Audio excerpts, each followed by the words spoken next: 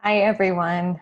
I'm sorry I can't be with you in person right now. This is as close as I've found to Hermione Granger's time turner in regards to being in two places at once. But I look forward to being with you in person in the near future. My faith tradition, Unitarian Universalism, has a legacy of deeds, not creeds. Our work for a better world calls us to sometimes unexpected places as we work to harness love's power to stop oppression.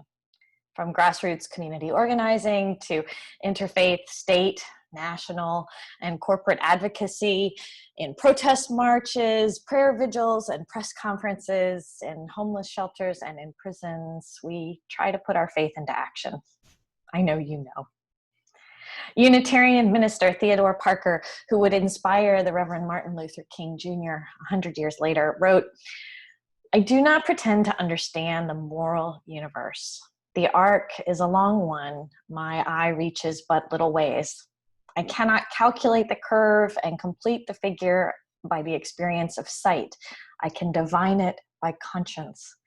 And from what I see, I am sure it bends towards justice."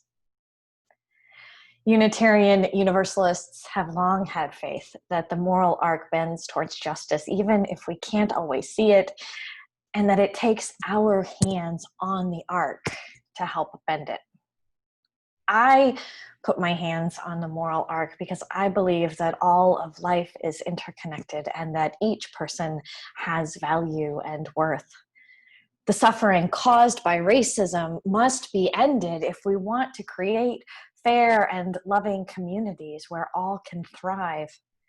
And so my faith calls me to work to end racial discrimination and injustice, starting within myself and moving out into the world around me. But it sure isn't easy. One of the things I have found is that I have to cultivate humility because I don't know everything, even though sometimes I wish I did. And the reality is I'm going to make a lot of mistakes. And I mean a lot of mistakes. I often think about what it's like learning a new language. Unlike the movie Matrix, you remember the Matrix where you could plug in and download a whole new skill set into your brain just like that? The reality is when you're learning a new language, you have to practice and it takes time. And as a part of that practice, you have to get used to making mistakes. You got to get comfortable with failure. Making a mistake in this context doesn't mean that I'm a bad person. It doesn't mean that I'm not worthy. It doesn't mean that I'm a terrible ally.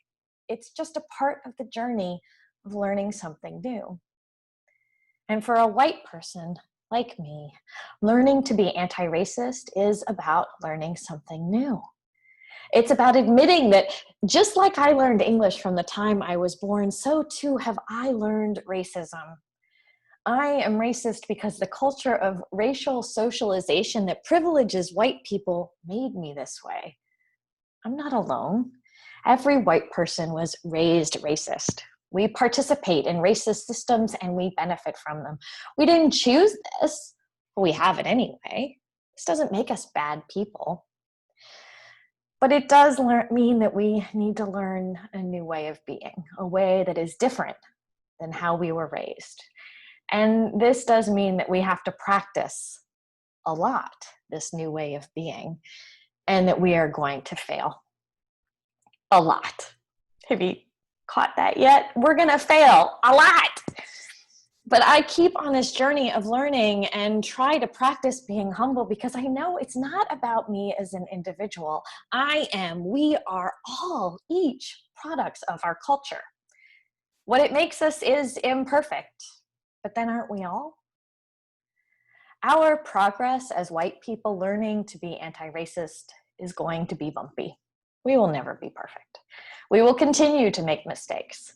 But to adopt a posture of humility and to be able to acknowledge when we have failed and make a course correction, this is countercultural to the system of white supremacy culture in which we've been raised. To make a course correction, to not assume that I know everything, but to listen to those whose life experiences are different from my own. This is to participate in the revolution. And to be countercultural and to participate in the revolution are, in my mind, matters of faith. Both my religious faith and my faith in what it takes to bend the moral arc towards more justice. May it be so. Blessed be.